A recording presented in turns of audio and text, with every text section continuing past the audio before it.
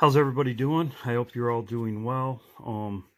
This video today, this is over the Jubilee prophecy. And this is the prophecy in Daniel right here. Judgment begins right here. Right here, prophecy right here. It's the 2/5/20 prophecy. I'm going to go over that in a minute. But before I start that, I want to say that here's the date today. Yeah, we're all watching. I want to say that you know, I've had friends and people, certain individuals, they're kind of grumbling that we're not left yet, and why. But I believe that we shouldn't be grumbling at all. Actually, the reason why I keep working, I don't really have to work because I know we're out of here. But the reason why I do is because of the children. This is Roxanne that I support, him and his mom. She's a single mom. There's Roxanne. Here's another. This is Ruth I support. And here's Carlos. Carlos that I support. And if I lost my job, I'd really feel bad because then I couldn't support them. It's not really, if I didn't have my job, it was really, wouldn't be anything about myself. And if you are grumbling right now, as I know some of my friends are, it's not about us. It's not about me. The children, I get flyers. I just got one today. The other day, it was yesterday, I got it in the mail. Children are being dropped left and right as far as their sponsorships because people can't support them. And that would bother me. So if I couldn't support the children that I've committed to. So if you're grumbling, it's not about you. What about the people that I see too on about children are put up for adoption because their families can't support them. That's why I'm looking for the Lord to come. Not for me. I'm looking for the Lord to come because I love the Lord. He gave me, I have a roof over my head. I have food. I have nothing to complain about. So, now that I got that over with, I hope you're all doing well. My friends, here's Rod, beautiful Rod. We have a family here. I had, like I said, I've had True Rock send me some. Green-Eyed Okie, she sent me some stuff. All of us working together. This is the calculation he sent me. Comes right here. Which that's the 16th right here. And we'll go over it right here. It's the prophecy. It's the Jubilee year prophecy.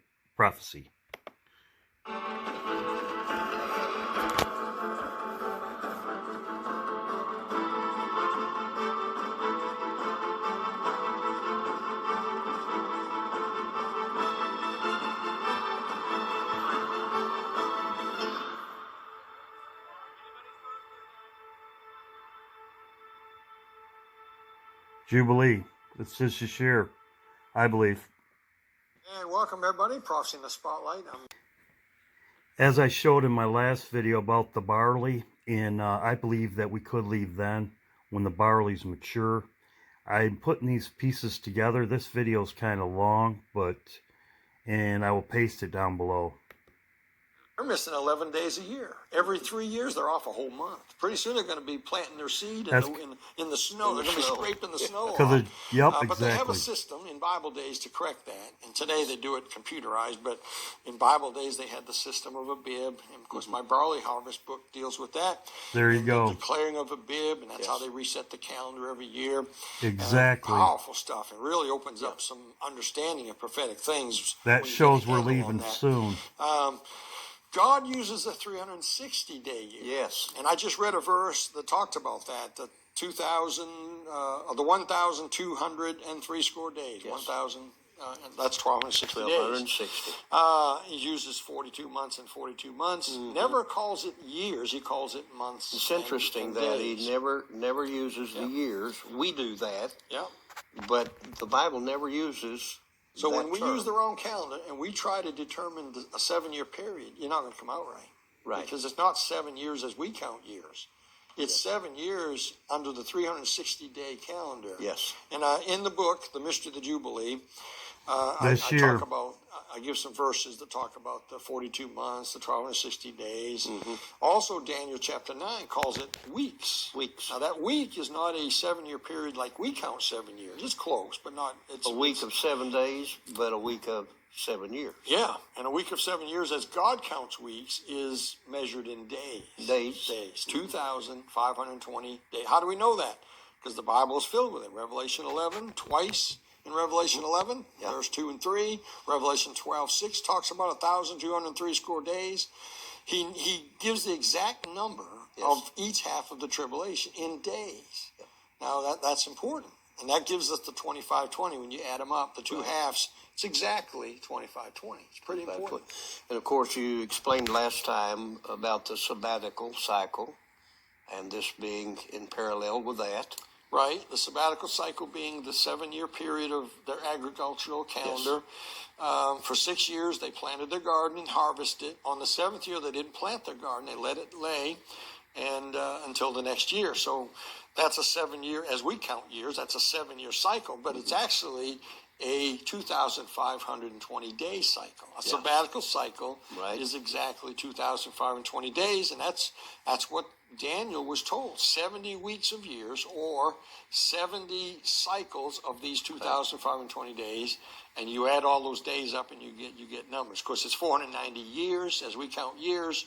But if you add up the days, it's 70 cycles of these 2,520 days. So all of this helps clear up some of the confusion that is out there. Yes. If we'd understand to count it by days. Right. You see, guys are trying to figure out the rapture or what date is 7 years from now. It's not 7 years. It's 2,520 days. Yes. Now that may seem, well, that's just a technicality. No, it's not. No.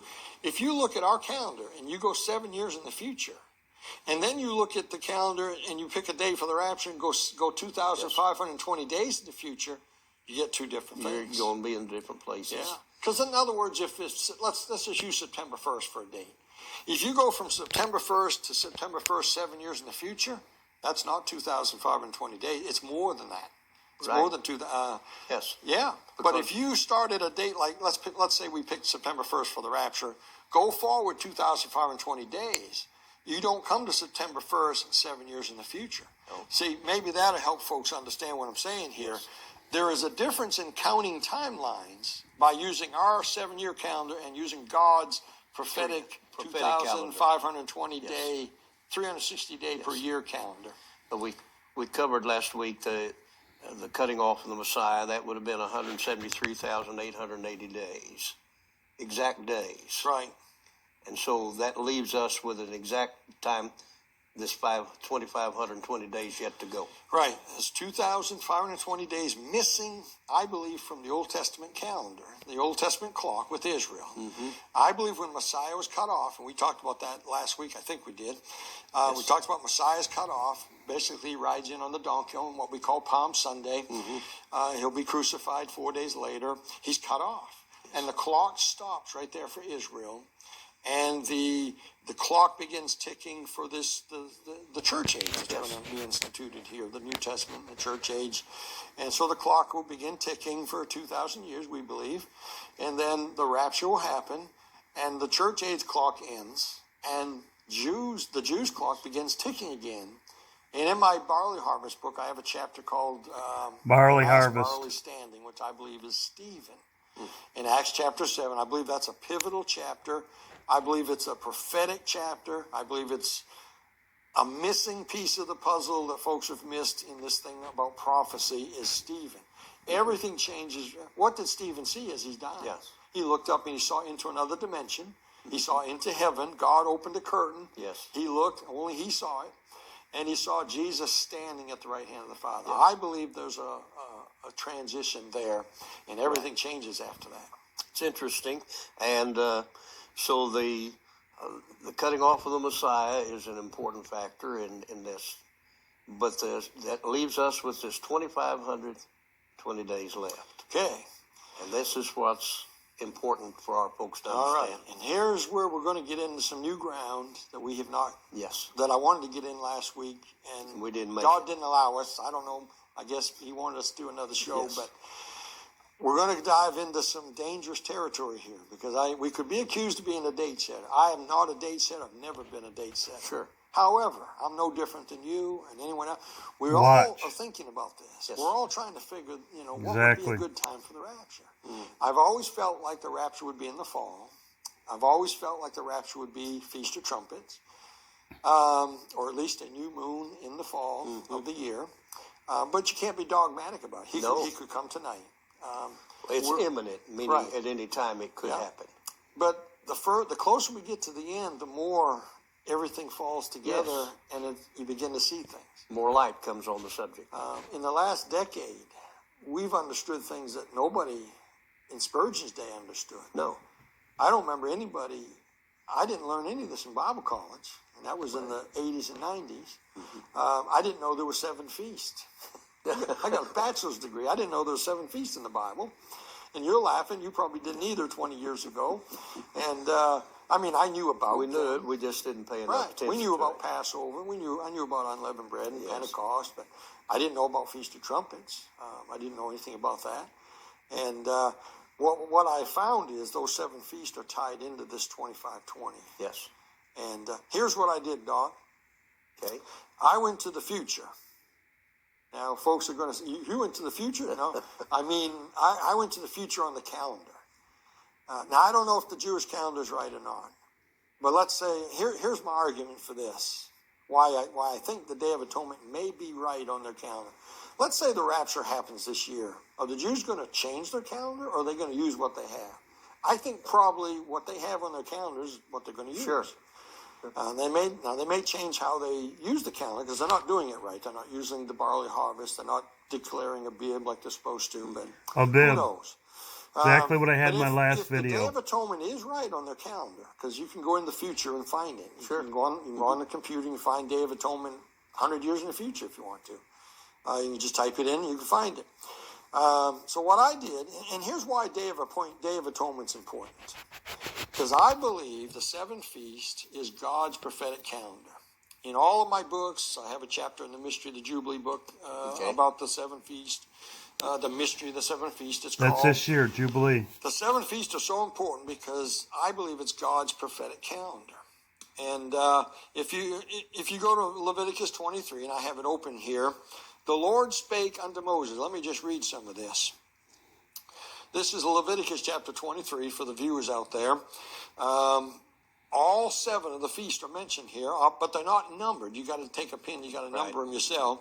If you go through the chapter, you'll find it says, the Lord spake unto Moses, saying, Speak unto the children of Israel, and say unto them, concerning the feast of the Lord. Now they're his feast.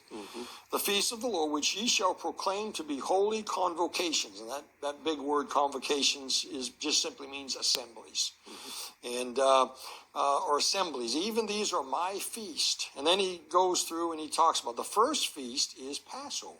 Yes. Passover is a 4-day event, begins on the 10th of Nisan with the choosing of a lamb and ends on the 14th on a full moon with the killing of that lamb. Jesus died on Passover. Yes. He was chosen. He rides in on the donkey on the 10th of Nisan, Palm Sunday, and fulfilling, what is it, Zechariah 9? Yes. Fulfills that They day. set him aside. Yeah, he rides in, goes through the eastern gate, the very day that the Jews would be choosing a lamb. And here he comes, and then they kill that lamb just like the Bible says. So he fulfilled Passover exactly to the day. To the day. And he dies at 3 p.m. I believe 3 p.m. is when you would kill your lamb. And of course, you had to be done by 6 p.m. because that's the next day. And so Feast of Unleavened Bread is feast number 2, begins at 6 p.m. on the day of Passover. Right. 6 p.m. is the next day. That's how it works in Israel. It's sundown. 6 p.m. is now the next day. Based on creation. Right. Just the evening and the morning of the Yes, first day. first day. I believe Genesis 1 I believe creation began at exactly 6 p.m. on Tishri 1, which is Feast of Trumpets. And the Jews also believe that. Josephus believed that. Many people. Bishop Usher believed that. A lot of folks believe that. And that's why they call Rosh Hashanah New Year. That's what it means to the Jews. That's their New Year. New Year. And it's in the fall of the year. And that's another good reason why that's a good day for the rapture. It's creation day. It's coming. Everything ends where it began, and you go right back to the beginning. And then you've got that 20-day period that's not happened yet. It goes back to the Old Testament, finishes that off, which will finish off the 4,000-year Old Testament. And then Christ comes back on the white horse. Yeah. So let's finish these 7 feasts, and then I'll show the viewers the exciting information of what this all means in accordance to 25:20. Feast of Unleavened Bread, Christ goes in, he's in the grave. He dies, he's in the grave 3 days and 3 nights during the Feast of Unleavened Bread, which proving there was no leaven in his body. Unleavened bread, they were not allowed to have leaven in the bread. That's why the bread didn't rise. And so for 7 days they kept the Feast of Unleavened Bread. They had to get all leaven out of their house. Leaven's a type of sin. Right. And Christ had no sin in him, and being in the grave and no corruption set in, proving he was unleavened. There was no leaven in his body. And then Feast of First Fruits is the first day of the week after Passover. Yes. Just so happens that the year Jesus died, it was exactly 3 days and 3 nights from the Feast of Unleavened Bread beginning Passover till when he died, till when he goes in the tomb at 6 p.m. on unleavened bread. He's in there 3 days and 3 nights, and he rises from the grave on Saturday night at 6 p.m., which is Sunday, what we call Sunday. Yes. They call it the first day of the week. And so he raises from the grave on the Feast of First Fruits, and fulfilling the third feast, right to the day, right to the moment of the beginning at 6 p.m., the exact moment the feast began. Up from the grave he arose with a mighty triumph over his foes, the songwriter said.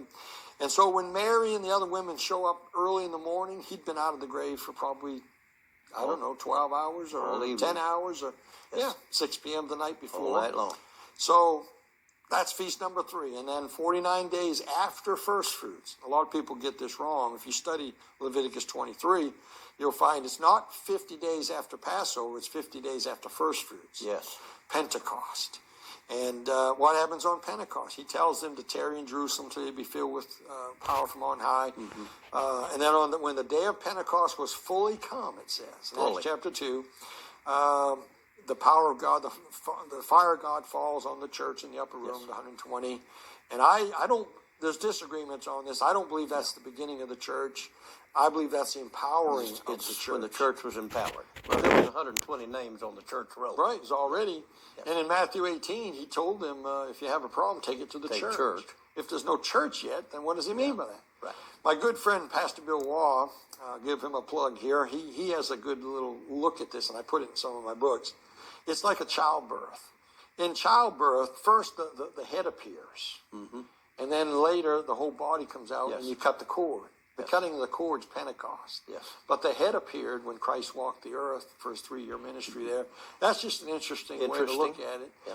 I don't know where Brother Wall got that, but I like it, and I used it in my books. And it's a good way to look at the church. The head appeared, but the body was still, the cord was still attached. And there was a process there. Childbirth is a process. Not that us men know anything about that, but if men had to give birth, the world would last one generation, because we couldn't handle that. I don't know. The women handle. I've had kidney stones. They tell me the kidney stones kind of like having a baby. That's what I've been told. I never want to experience childbirth, because I've had 2 kidney stones. I never want to have another. I don't want to try it. Thank goodness for pain meds. Amen. So that's 4 feasts fulfilled right today. Now there's 3 feasts left. 3 to go. And they're all in the fall. And the feast number 5, 6, and 7. The next feast on the calendar is what the Jews call Rosh Hashanah, which means New Year. We call it Feast of Trumpets. Now, this is all in Leviticus 23. In fact, verse 24, speak unto the children of Israel, saying, in the 7th month, that's Tishri, in the fall, in the 7th month, in the first day of the month, that's the new moon in the sky. Their calendar every month starts with a new moon. In the first day of the month shall ye have a Sabbath, a memorial of blowing of trumpets, and holy convocation or assembly. Another assembly. Feast of trumpets right there. And that has not been fulfilled yet. No. We believe that that's prophetic. Yes, the it is. first 4 spring feasts were all fulfilled, and these last 3 are hanging out there. And this is God's prophetic calendar. And those last 3 are yet to be fulfilled. We believe the trump of God shall sound, the dead in Christ shall rise first. Revelation 4:1, behold, the door was open in heaven, and I heard, as it were, a voice as of the sound of a trumpet. Speaking unto me. Trumpets. Come up hither. And trumpets. Just throw that in there for a little extra. But anyway, that feast has not been fulfilled, but we believe that's going to be the rapture. Now, we don't know if it's going to be on the Feast of Trumpets on the Jewish calendar, or could it be in May? Could it be in December? Could it be any Feast of Trumpets of God choosing? Mm-hmm. Maybe, but the first 4 were all fulfilled right to the day. Right to the day. It makes you think the last 3 will also be fulfilled to the day. But again, we don't know where the calendar's at, and they're not doing it right. So the calendar could be off 1 month either way. Sure. So Feast of Trumpets, I've always said the Feast of God, the Lord will come on a new moon in the fall, but probably not the Feast of Trumpets on the Jewish calendar. But a new moon in either October, November, or whatever. I've said that since 2014, and folks can check me out on that. My God's Found Jubilee book, 2014, was a bestseller. There's a chapter in there about the 25-20 days, and I have a chart in there, and I talk about this very thing. All right, and then feast number 6 is 10 days later, right after Rosh Hashanah, Feast of Trumpets. 10 days later is their biggest feast of the year, Yom Kippur. Yom Kippur. We call it, Bible calls it Day of Atonement. Verse 27 here, the 10th day of the 7th month, there should be a Day of Atonement. By the way, these 7 feasts take place in a 7-month period. Yes. From Nisan to Tishri, 7-month period. Exactly. That's their agricultural calendars, their feast calendar. But to us, it's a prophetic calendar of the whole history of the world here. And so Day of Atonement, Yom Kippur, we believe that's, by the way, that's the day. When you turn the page, go to Leviticus 25, that's the day every 49 years that the trumpet of the Jubilee is sounded. Sure. That's what happens on the Jubilee. All property goes back to the original owner. 7 more years. And that's prophetic of Christ fulfilling the tribulation period, taking back possession of planet Earth, getting on that white horse at the end of the tribulation with the title deed in his hand, coming down to the Mountain of Olives, and then eventually, of course, he ends the Battle of Armageddon, goes to the Mountain of Olives, and then rides into the Eastern Gate, sets up the kingdom, which is the 7th feast, Tabernacles. So before we go too far on time here, let's tie this together here. Those 3 feasts haven't been fulfilled yet. We believe Feast of Trumpets, or I believe there's a good chance Feast of Trumpets will be on a new moon in the fall. I believe the second coming of Christ on the white horse is the Day of Atonement. So I looked at the Jewish calendar, and I went to the future. Right. And because I understand the 25-20, everyone's trying to figure out the rapture and 7 years later where it takes them. Why not go to the future and work backwards? So that's what I did. No one's ever done this that I know of. I did in 2014. I put it in the book. I don't know anyone else that's ever done this. But I went to the future, and I looked up the Day of Atonement on the Jewish calendar. Now, I won't give you all of them, but let's look at 7 years from now. I went to the calendar, and I found the Feast of Day of Atonement. In other words, if the rapture's this year, and if I'm right that he's coming on a new moon in the fall, but maybe not the actual Feast of Trumpets on the Jewish calendar, in fact, probably not, let's go to the future, find the Day of Atonement, see what happens if we back up 2,000. If that's the day he's coming back. If that, on the white horse, after the tribulation. That'd be at the end of the Battle of Armageddon. So we know the tribulation, we know how many days are in the tribulation. God told us. So this isn't a secret that we're not supposed to. God told us already how many days the tribulation is. It's a sabbatical cycle, 25-20. So if I know the end of it, can I come back and try to see if I can find the beginning? Where it started. Yeah, which would be the covenant. The covenant and what confirmed. We believe, I believe the covenant will be confirmed the same day we're taken out. I could be wrong about that, but I believe it's the same day. I believe it all happens the same day. So I went to the future and I found the Day of Atonement 7 years from now, or as I'll say in just a moment, 2520. But here it is. It's October the 10th, 2027. So I wrote that number down. I opened up my program on my computer, my time and date program, and I put the end date. And I had to go find the beginning date. So I had to find what date is 2,520 days before that. Right. And what I found in 2014 was the same thing. You always, if you go to the Day of Atonement in the future and back up 2,520 days, you always come to a new moon on the calendar. Wow. In either October or that's very November, interesting. every time. Not sometime, every time. Every time. Every time. Interesting. It never comes to September. And it's never the Feast of Trumpets on the Jewish calendar. It's always the month after, usually. Now it varies every other year because of leap year every 3 years. So that's that's why 1 year it's October, the next is November. It's usually October, November, November, or vice versa, something like that. So what I found was it comes back if this is it this year, if we're out here this year, and I'm not saying we are, I hope we are. If it is, and if Day of Atonement's right on the calendar, guess what? 2520 brings us back to a date, Feast of Trumpets has already passed. Yes. September 18th. It's already a couple weeks ago. Which means the rapture didn't happen. But does that mean we're off the hook for this year? No, not at all. I didn't expect him to come that day anyway. Because I don't think the Feast of Trumpets is right on the Jewish calendar because they're not doing it properly because of the barley. But I think Day of Atonement's probably right on their calendar. Maybe it is. Maybe it's not. Mm-hmm. If it is, 2520 brings us back to November. And I have the date here. Do you want to know the date? I would like to. Does anybody want to know this date? Now, before I give you this date, make sure you understand. Dan Goodwin's not saying the Lord's coming on this date. Yeah. I'm speculating here. I'm saying, look, this with my knowledge of 2520 and the 7 feasts and the Day of Atonement. What you're saying is, if the Lord comes on the Day of Atonement at that date, this would be the 2,520 days before. Right. Now, that doesn't mean that's the rapture, because maybe there is a gap. I don't believe there is, but some people believe there's a few days or weeks between the rapture and the covenant. Because the 2,520 does start at the confirming, of the covenant. Right. I personally believe it's the date of the rapture as well, but I could be wrong about that. Right. So let's look. So forget that for now. What if that Day of Atonement is when he's coming back on the white horse?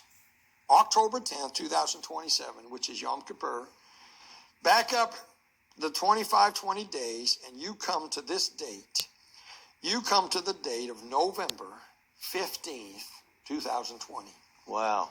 Now that's just a few weeks. So, November 15th, he's got my good buddy Rod right here. He's saying the 16th. So, you have all that information right here. Rod gave this to me. Thank you, brother. You did a good job. You had the date count just like you showed me. And like I said, this is the YouTube channel. This is a Jubilee year. So, in other words, just what we're talking about, this year being a Jubilee year. So, 15th, 16th right here. All the information was given you right there. Thank you, Rod. 15th and 16th, that's right here. That would be Monday. And he had a lot of information about, if you go by that date count, about the new moon. It always comes up with a new moon. Very, very good. Very good, Rod. Thank you. As we're all watching daily for the Lord. Here you go. Keep looking up. I hope you gives this you some encouragement. Also, too, he talked about the Beeb and about the first month with the barley, when the barley came. It's early this year. I have more information. If we are still here, I will go over that with the barley. I'm going to be watching the barley because, as I showed in my last video, the barley has come up. Maybe that's when the second group goes, is when the barley is fully to come, ripen. He said this to his disciples. He said, the barley is ripe and ready for harvest. That could be the second group, because he's saying that, instead of he's saying that to his disciples, he's saying that to us that have already went, the bride, the first fruit, the first ones that come back to help for the harvest. So this is just information. I love you all. And like I said, keep looking up. And like I said, thank you, Rod. And this fits right in what I was talking about, the barley, just in my last video. Love you all, and bye.